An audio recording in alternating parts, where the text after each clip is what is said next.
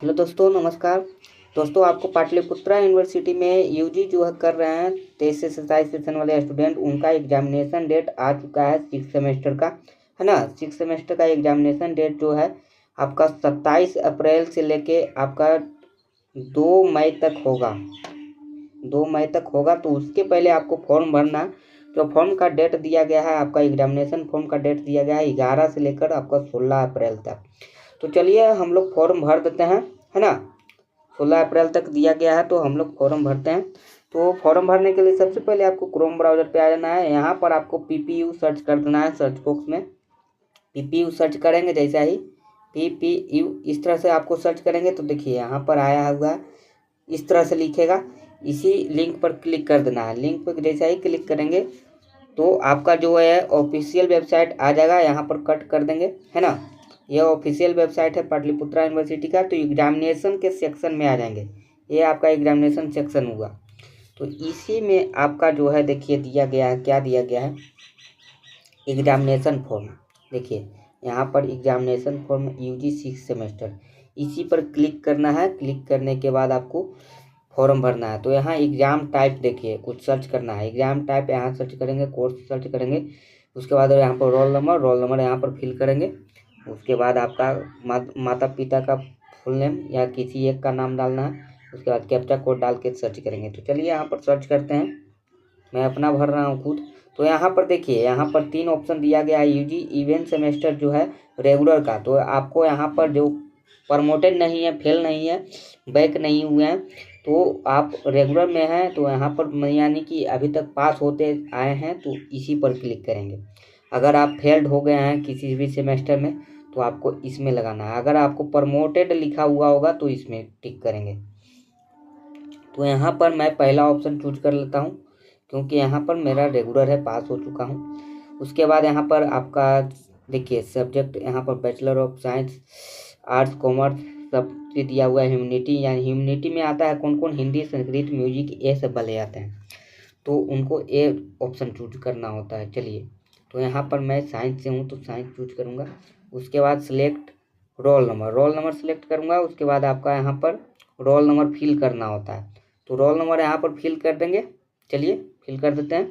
उसके बाद माता पिता का नाम डाल के कैप्चा कोड फिल करके रखते हैं, ठीक है। उसके बाद सर्च करेंगे। चलिए कैप्चा कोड भर लिए हैं। उसके बाद सर्च पे जैसा ही क्लिक करते हैं तो यहाँ पर देखिए आ गया एकेडमिक ईयर 23 से 27, है ना। उसके बाद मेरा नाम, रोल नंबर, ये सारा कुछ देख लीजिएगा। आपका चेक कर लेना है, कुछ गलत न रहे, है ना। तो ये सब आप मिलान कर लीजिएगा। उसके बाद आपको यहाँ पर टिक मारना है। टिक मारने के बाद आपको प्रोसीड टू एग्जामिनेशन फॉर्म पे क्लिक करना है। यहाँ पर इसी पे क्लिक करना है, प्रोसीड टू एग्जामिनेशन फॉर्म पर। देखिए उसके बाद आपका क्लास रोल नंबर है, तो क्लास रोल नंबर यहाँ पर भर दीजिएगा। उसके बाद आपको कुछ यहाँ कैटेगरी भरना है। तो कैटेगरी में यहाँ पर जो है वो आप भरेंगे। यहाँ नोट एप्लीकेबल ऑप्शन में है, तो नोट एप्लीकेबल भरेंगे। लड़की रहेंगे तो गर्ल्स में भर देंगे, है ना। ऐसे नोट एप्लीकेबल लड़का वाले भर सकते हैं। और क्लास रोल नंबर जो है वहाँ पर भर दीजिएगा। चलिए क्लास रोल नंबर भर देंगे बाद में। अभी सबसे पहले यहाँ पर इंडियन, उसके बाद डोमिसाइल स्टेट बिहार, उसके बाद रिलीजन हिंदू, इस तरह से आपको भर देना है। उसके बाद एड्रेस भरना है, मोबाइल नंबर, ईमेल आईडी, ये सारा कुछ आपको फिल कर देना है। Mobile number, email ID. उसके बाद मीडियम में यहाँ पर इंग्लिश, हिंदी जो भी है। ABCID भी भरना है। देखिए ABCID भी भरना है।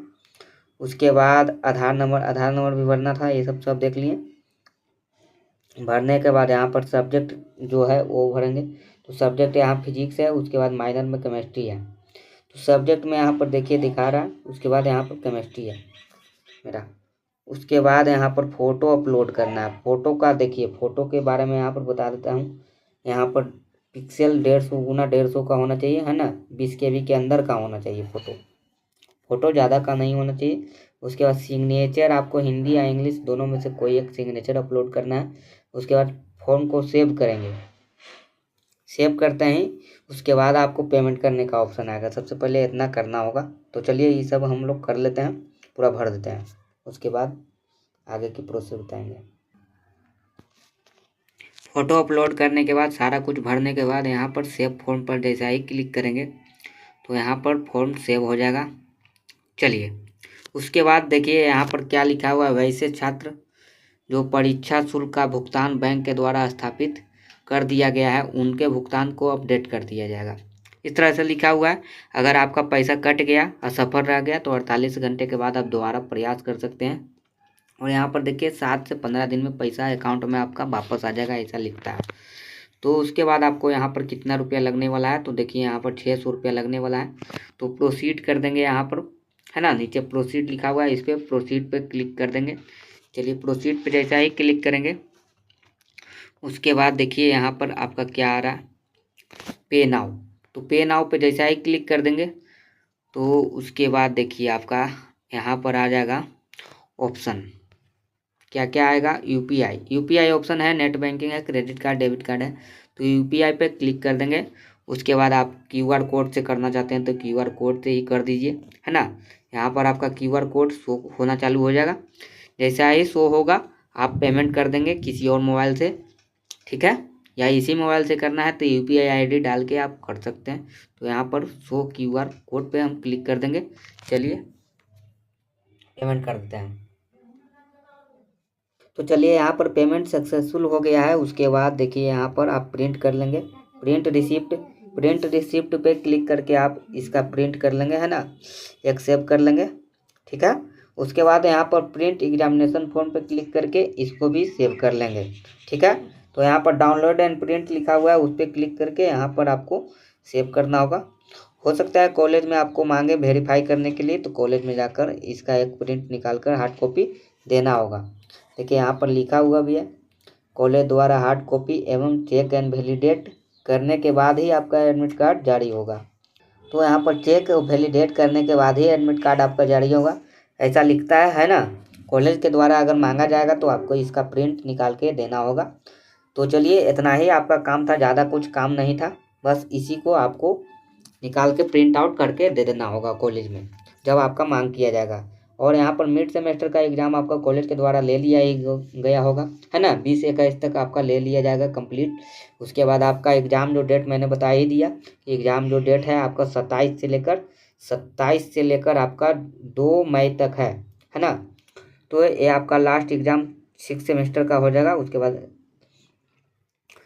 रिजल्ट आपका 3 महीने बाद आता है, ये तो आपको मालूम ही होगा। तो बस इतना ही काम था। चलिए आपको ये वीडियो अगर समझ में आया होगा तो आप कमेंट कर सकते हैं, है ना, और अपने दोस्तों में शेयर कर दीजिएगा। अगर आप मेरे चैनल से अभी तक नहीं जुड़े हैं तो जल्दी से जुड़ जाइए और इस वीडियो को जितना हो सके लाइक कर सकते हैं, लाइक कर दीजिए, चैनल को आप सब्सक्राइब कर दीजिए। Thank you.